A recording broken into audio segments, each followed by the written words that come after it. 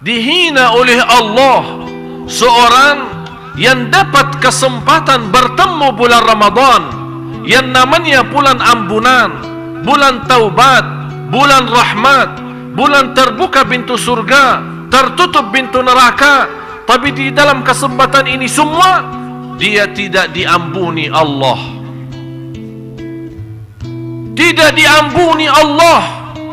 Kenapa tidak diampuni Allah? Karena dia tidak ikhlas untuk memperjuangkan Ramadan. Dia tidak ikhlas untuk memperhatikan Ramadan.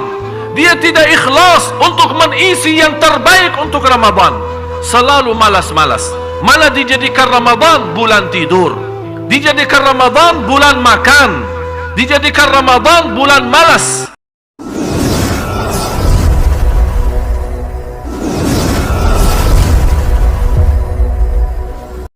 Saya memberikan beberapa nasihat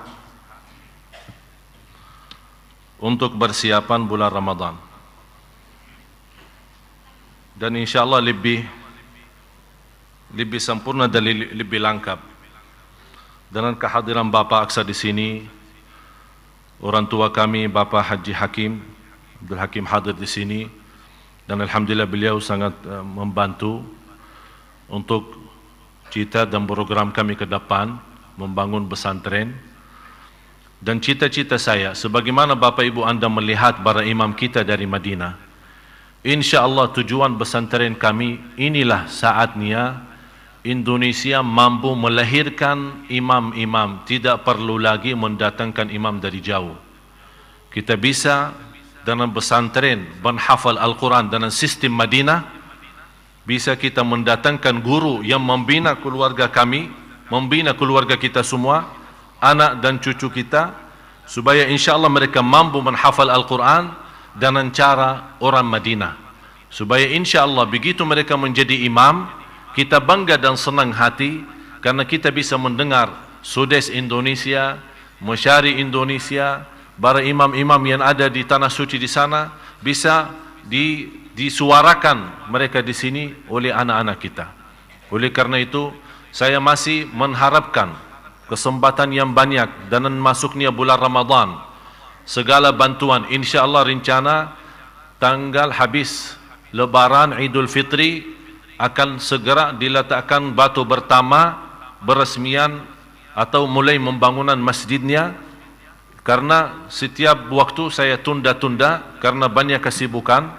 Dan jujur saja sampai sekarang mungkin nanti kalau Bapak Ibu berkenan mendapatkan majalah hanya dengan infak 20.000, dan 10.000 dari infak itu insyaallah akan khusus program buka puasa untuk anak yatim dan miskin selama bulan Ramadan yang kita adakan di majlis ta'lim kami insyaallah. Jadi ini semua di sini ada laporan juga, laporan semua donatur dan bantuan jamaah yang sampai titik ini berapa yang masuk dan berapa yang kita gunakan untuk aktivitas. Jujur saja memang saya harap banyak, tapi yang kami terima baru tidak melebihi 300 juta, hampir 260 sekian. Tapi karena begini sangat terbatas, terpaksa saya harus segera mulai. Bagaimanapun belum dana cukup, tapi bismillah saya akan mulai dengan apa adanya, dan saya yakin insyaallah dengan doa Bapak Ibu dan bantuan Bapak Ibu ke depan, insyaallah segera terwujud cita-cita kami supaya bisa pesantren ini insyaallah dalam 1 tahun paling tidak, paling lama, supaya bisa langsung terlaksana, terwujud, supaya insyaallah kita bisa tahun depan bulan Ramadan yang akan datang insyaallah kita bisa mewujudkan imam-imam yang sudah tamat dan lulus dari pesantren kami, yang insyaallah bisa menjadi imam di Masjid Sunda Kelapa, di masjid mana-mana di Indonesia, semuanya menjadi orang Indonesia, tapi insyaallah hafalannya dan bacaannya dengan sesuai sistem orang Madinah. Oleh karena itu saya harap bantuannya, saya harap doanya, mohon jangan berhenti. Insyaallah semua bantuan Bapak Ibu tidak salah guna, kami berusaha maksimal supaya Allah Subhanahu wa taala memimpin kita semua, supaya amalan kita, biar Bapak Ibu merasa tidak berbanyak ilmu, belum sempat menghafal Al-Quran, Tapi insya Allah saya janji segala bantuan Bapak Ibu supaya melahirkan penghafal Al-Quran, insya Allah akan sungguh-sungguh dan ikhlas akan kita perhatikan supaya terwujud.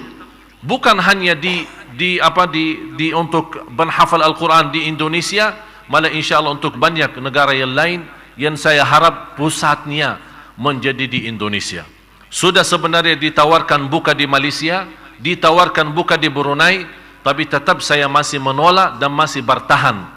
Pertama dibuka di Indonesia dan menjadi Indonesia adalah pusatnya penghafal Al-Quran dan sistem orang Madinah.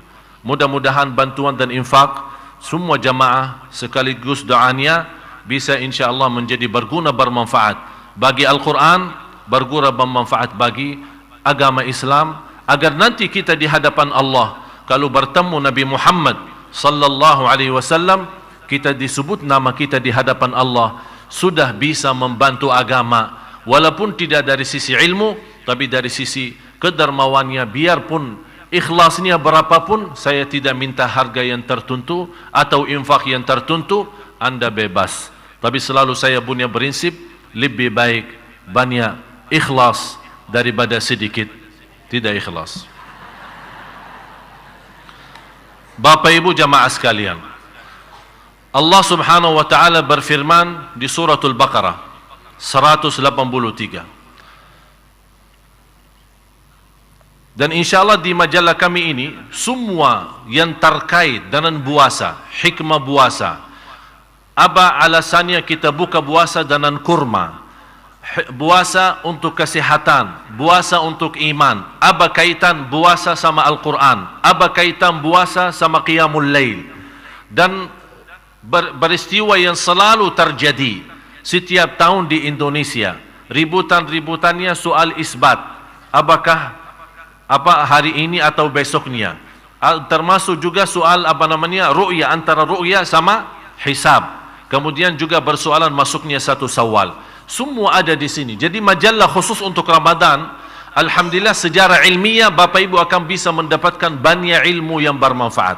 Di sini alhamdulillah sempat banyak Ustaz Muhai, Ustaz Abdurrahman Habsi, istrinya almarhum Ustaz Jeffrey Al-Bukhari, Ibu Pipik juga memberikan sedikit sambutannya di sini, kata-kata untuk Ramadan khusus untuk wanita, dan juga banyak-banyak ustaz-ustaz yang lain termasuk Agim dan juga yang lain di sini, semua banyak. Jadi Anda bisa mendapatkan ilmu dan wawasan dari bermacam ustaz dan beberapa ustaz, dan insya-Allah sangat berguna bermanfaat. Termasuk insya-Allah Anda bisa tahu program-program kami ke depan. Oleh karena itu saya menghebohkan semua yang hadir, kalau tidak keberatan insya-Allah semua tanpa kecuali di siang atau sore atau pagi hari ini semuanya masing-masing bisa mendapatkan majalah ini, karena bisa menjadi bahan ilmu dan wawasan untuk kita ke depan. Bapak Ibu jamaah sekalian, saya hanya memberikan perhatian kepada ayat Allah Subhanahu wa taala di surat Al-Baqarah 183. Ba'da a'udzu billahi minasyaitonir rajim. Ya ayyuhalladzina amanu kutiba 'alaikumus shiyamu kama kutiba 'alal ladzina min qablikum la'allakum tattaqun. Yang menarik perhatian saya di ayat ini, pertama dimulai ya ayyuhalladzina amanu, diakhiri la'allakum tattaqun. Bertanahannya adalah perintah puasa. Berarti di sini Bapak Ibu ada 3 rahasia. Ya ayyuhalladzina amanu, iman. Karena posisi iman di mana? Di hati. Berarti rahasia, sembunyi. Yang kedua puasa. Termasuk ibadah puasa adalah ibadah juga rahasia. Karena kita bisa berpuasa sunnah maupun berpuasa wajib, tapi orang yang di samping kita tidak tahu kita lagi berpuasa. Yang ketiga, la'allakum tattaqun. Taqwa posisinya dan tempatnya adalah dalam hati. Artinya, kalau kita menjaga iman, menjaga puasa, dan menjaga taqwa, yang namanya 3 amalan ini rahasia, Allah Subhanahu wa ta'ala menyembunyikan dan juga merahasiakan balasan dan pahala ibadah puasa. Semua amalan ibadah Bapak Ibu dilipat ganda oleh Allah 10 kali lipat. Baca satu huruf, Allah berikan 10 kebaikan. Baca salat, melaksanakan salat 5 waktu, Allah berikan pahala 50. Kecuali puasa. Ulama menjelaskan kita tidak tahu berapa Allah melipatkan puasa, pahala puasa bagi umat. Kenapa Allah rahasiakan puasa? Kenapa Allah rahasiakan pahala puasa? Karena iman itu adalah rahasia. Ibadah puasa rahasia. Dan tempat takwa adalah di dalam hati, artinya di tempat yang tidak bisa dilihat oleh manusia, termasuk takwa itu juga rahasia. Barang siapa yang jaga 3 rahasia akan dibalas oleh Allah dalam pahala yang juga rahasia. Kata ulama, kalau Allah rahasiakan pahala ibadah sesuatu, yakinilah balasan ibadah itu yang rahasia pasti akan menenangkan hati. Sebagaimana berfirman Allah di surah As-Sajdah ayat 16, "Fala ta'lamu nafsun ma ukhfiya lahum min qurrati a'yun jazaa'an bima kanu ya'malun." Tidak ada jiwa pun yang bisa tahu apa yang Allah sembunyikan, apa yang Allah rahasiakan dari pahala-pahala ibadah yang ikhlas. Tapi yakini yang dirahasiakan oleh Allah, balasan itu pasti akan menenangkan hati. Kenapa bisa menenangkan hati? Jazaa'an bima kanu ya'malun, itu balasan Allah terhadap amalan-amalan ibadah Bapak Ibu. Oleh karena itu, bulan Ramadan karena banyak karunia, banyak rahmat, dan termasuk bulan ampunan. Di antara karunia yang kita dapat, dinamakan bulan itu adalah bulan Ramadan. Ramadan apa artinya dalam sisi bahasa? Ramadan adalah diambil dari kata musim panas di padang pasir. Kalau musim panas di kota mana saja kita terasa panasnya. Apalagi kalau musim panas di padang pasir, jauh lebih panas. Intinya apa? Kalau musim panas mampu membakar kulit manusia, bulan Ramadan mampu membakar dosa-dosa hamba Allah. Musim panas mampu membakar kulit manusia, bulan Ramadan mampu membakar dosa-dosa hamba Allah. Oleh karena itu salah satu doa malaikat Jibril yang diaminkan oleh Nabi Muhammad sallallahu alaihi wasallam adalah doa dihina oleh Allah seorang yang dapat kesempatan bertemu bulan Ramadan yang namanya bulan ampunan, bulan taubat, bulan rahmat, bulan terbuka pintu surga, tertutup pintu neraka. Tapi di dalam kesempatan ini semua dia tidak diampuni Allah. Tidak diampuni Allah. Kenapa tidak diampuni Allah? Karena dia tidak ikhlas untuk memperjuangkan Ramadan. Dia tidak ikhlas untuk memperhatikan Ramadan. Dia tidak ikhlas untuk mengisi yang terbaik untuk Ramadan. Selalu malas-malas. Malah dijadikan Ramadan bulan tidur, dijadikan Ramadan bulan makan, dijadikan Ramadan bulan malas. Begitu kita melihat seorang yang tidak bersedia banyak ngomong, "Kenapa? Kamu sakit?" "Enggak, saya lagi puasa." Sampai kita tidak banyak berbicara karena lagi puasa. Kita tidak ada fisik dan tenaga untuk bekerja karena puasa. Padahal kalau kita baca dalam sejarah, perang Badar di bulan Ramadan, dan banyak perjuangan sahabat bersama Rasulullah di bulan Ramadan. Para ulama kami, para dakwah bendai yang menyebarkan dakwah Islam di bulan Ramadan. Tapi di akhir zaman ini, bulan Ramadan bukan memberatkan, menjadikan posisi iman berat, malah menjadi tubuh badan kita berat karena saking banyak makan. Oleh karena itu, saya menghebohkan semua, 2 hari atau 3 hari masuknya Ramadan. Saya minta sebelum masuk Ramadan, mohon timbang badan. Berat badannya berapa? habis Ramadan, begitu anda nyambut Idul Fitri, timbang lagi berat badannya. Kalau ternyata naik berat badan berlebih-lebihan, ada tambahan berapa kilo, berarti mohon maaf, anda sudah jadikan Ramadan bulan makanan. Aku heran, pas bulan Ramadan makanan yang paling enak. Saya selalu diundang buka puasa, sepanjang tahun tidak pernah saya lihat makanan ini. Tapi begitu saya tanya, oh ini tradisi khusus Ramadan. Jadi keluarnya bintaran hebatan ibu-ibu, bisa kita tahu kehebatan masakan ibu-ibu hanya di bulan Ramadan. Luar biasa. Kenapa sampai seperti itu? Padahal Ramadan itu sebenarnya kenapa ada puasa? Supaya kuranin makanan, badan kita sehat. Sepanjang tahun kita makanan macam-macam. Saya termasuk seorang yang rusak suara bacaan saya sampai sudah tidak berlaku jadi imam. Akhirnya saya pensiun jadi imam. Alhamdulillah adik-adik saya lanjut jadi imam. Kenapa rusak suara saya gara-gara makanan di Indonesia? Apalagi Padang. Barminya kan? Goreng-gorengan. Jadi akhirnya rusak. Suara saya sudah tidak bisa jadi imam lagi. Tidak suara tidak menenangkan, menghiburkan hati. Saya akhirnya malas jadi imam. Akhirnya saya bilang sama adik-adik saya, udah kalian jadi imam, saya hanya berceramah. Jadi saya tidak berani jadi imam karena sudah rusak suara. Oleh karena itu Ramadan ini kesempatan, karena sepanjang tahun kita tidak kontrol diri dari sisi makanan. Begitu masuk Ramadan, manfaatnya dari sisi kesehatan adalah membunuh dan menyembuhkan segala penyakit dan racun-racun dari hasil makanan selama 1 tahun akan dibersihkan di bulan Ramadan. Jadi racun makanan kita, karena mohon maaf sekarang makanan kita semua berkimia, buah-buahan berkimia, beras pun sekarang berkimia, di mana-mana pun berkimia, roti berkimia, apapun berkimia, ayam sudah berkimia, kambing yang dulu kita enak makan mandi sekarang tidak enak makan mandi, makanan Arab.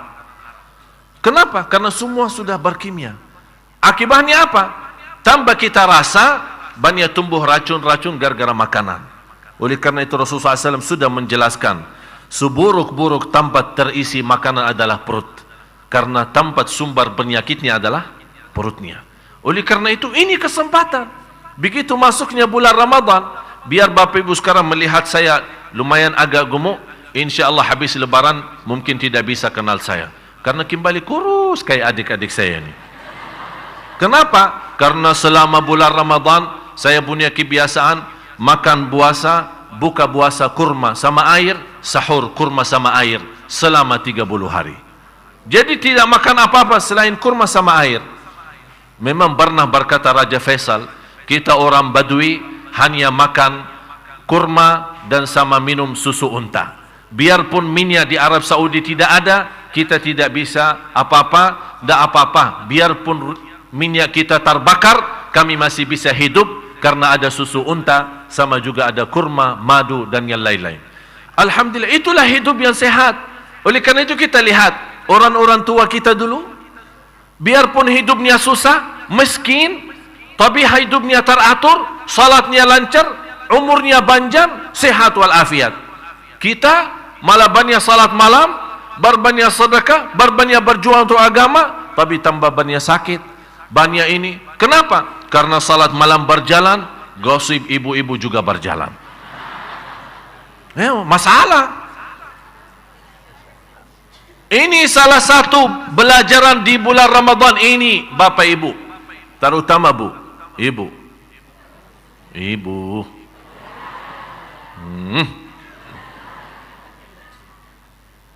Sebenarnya ibu hati yang baik. Memang salah satu yang membuat saya cinta Indonesia ini gara-gara ibu-ibu. Saya cinta ibu-ibu. Boleh kan? Iya. Luar biasa. Memang ibu luar biasa. Sebenarnya jujur saja, kita kalah bapak-bapak. Yang banyak ngaji ibu, yang banyak salat malam ibu, yang banyak berjuang untuk agama ibu-ibu. Luar biasa. Dan saya selalu berkata, mudah-mudahan ibu duluan masuk surga, tapi jangan lupa bawa kami juga belakangan.